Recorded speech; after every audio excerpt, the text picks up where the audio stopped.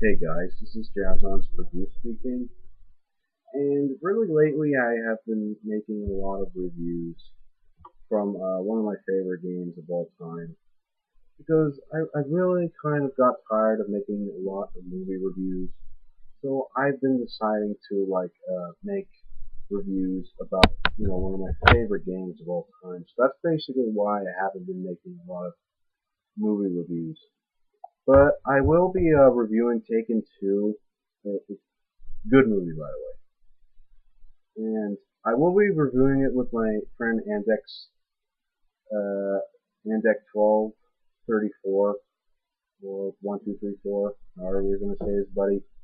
Yeah, we're going to be reviewing this, and we'll be posting it on both of our channels here soon. So that will be the next movie review. And just one moment.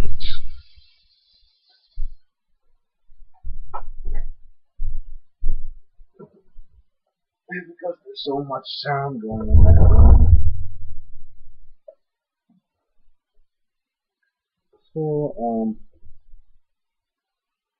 yeah, so that will be the next movie review coming up, but he's going to respond to me when we're going to do it. I'll let you guys know it, and we'll just get this thing over with now. Okay, so this is another one of my favorite games that I'm going to be reviewing the whole time. I've played the sequels to this a lot. I've beaten the campaigns to it a bunch of times. But this one is probably the true one that everybody really likes. Besides, a lot of people saying the sequels were crap, didn't have that survival kind of hunting thing, which is none other than Dangerous Hunts. Now, a lot of people have been reviewing Dangerous Hunts 2011 for the Xbox 360, and I do have that. But I guess I'll show it in my Xbox 360 collection. I probably will review that, but let's get on with this. Now, to me, this is probably my favorite out of the whole series. Now, I used to think 2, Dangerous Hunts 2 was my favorite out of the whole series. But then when I kind of looked back into this one, I thought this one was kind of a bit better than I expected it to be. Okay, I know a lot of people hated the sequel because, the first one's better, the sequel's just crap. And, yeah, I mean, seriously. Well, I'm not saying the sequel's terrible, but it is a really good game. But just, uh, um, that one didn't live up to the hype of this one. Okay.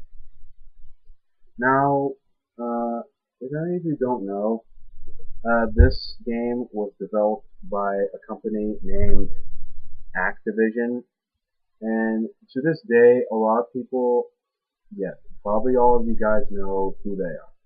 They are the makers of the Call of Duty franchise, and also the Guitar Hero franchise, and they made a couple of other hunting games, because they made a bunch of hunting games.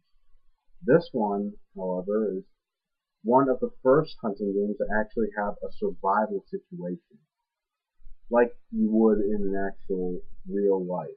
So this game was actually really a realistic hunting game. Activision did a really good job doing this. But I heard a lot of people said that this game did a better job for the Xbox original, more than the PS2 did. But I don't really care. To me, the PS2 version was the one I grew up playing.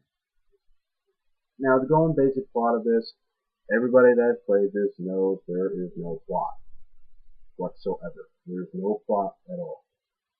Like in other hunting games, there can be a little bit of a plot hole, but you really not really. You're just hunting other animals. Really, you don't really need a plot for this. You're just here to hunt animals.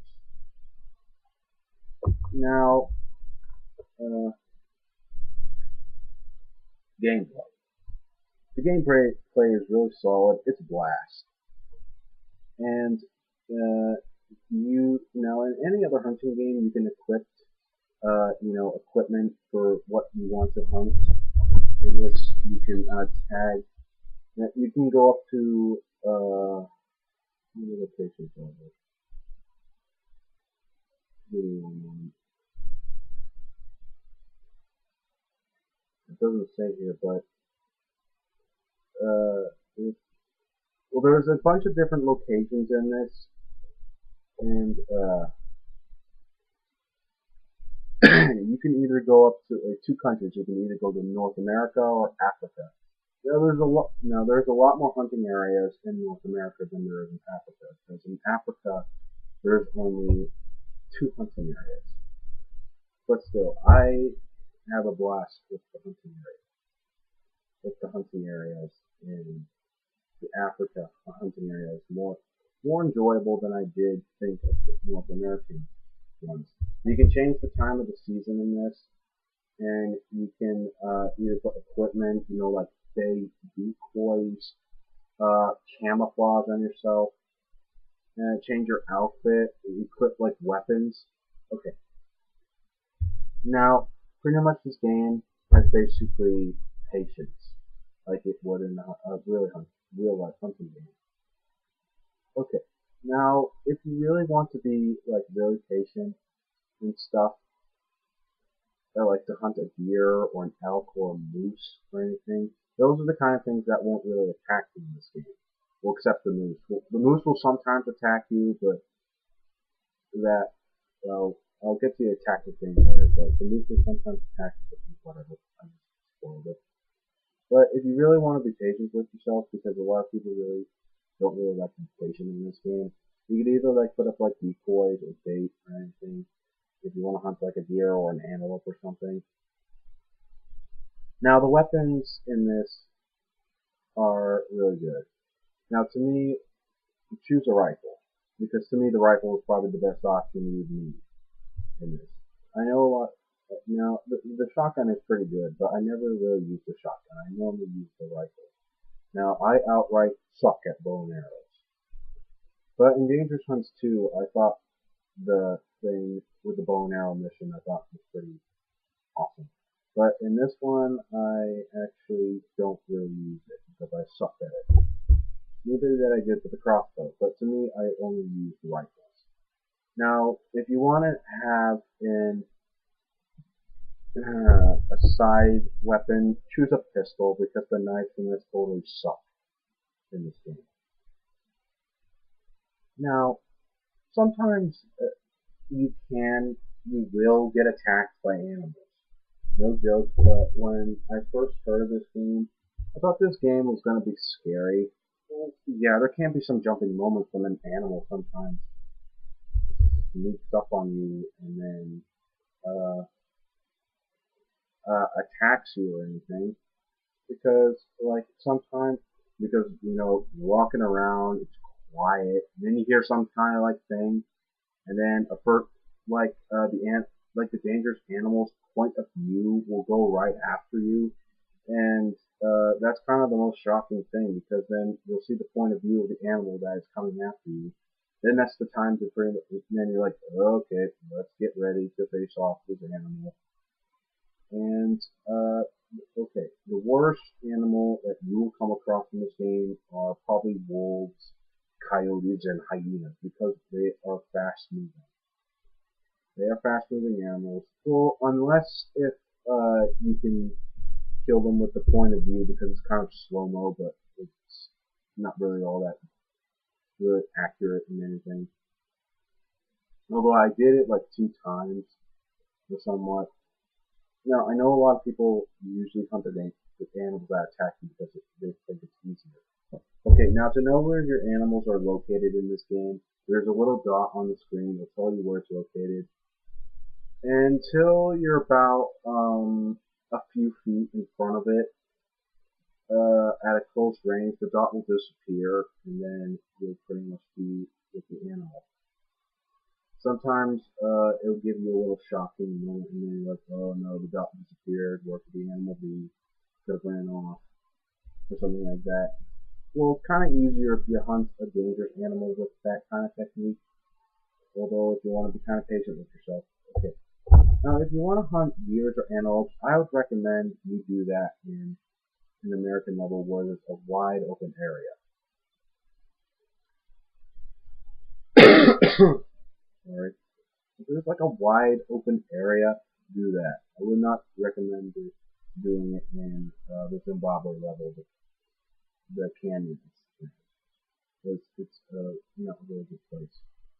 Yeah, do it in a wide open space. To camouflage yourself, wait, or if you want to go the hard way, you can chase it down. The longest hunt I've ever had in this game was I had to go hunt an elk. I was not really being patient, and it took me, and I tell you not, it took me an hour and a half to take it down. Because, sometimes you'll have to be patient with things in this game, because sometimes it can lead to total frustration, and you will just not get that animal. You gotta be patient with yourself in this game if you want to hunt like an antelope or a deer or something. The animals that don't attack you are kind of a bit more challenging because you gotta kind of strategize yourself a little bit. Well, yeah. Now, besides the quick hunt in this, which is kind of the funnest thing you do on this, there are some missions in this where you can do.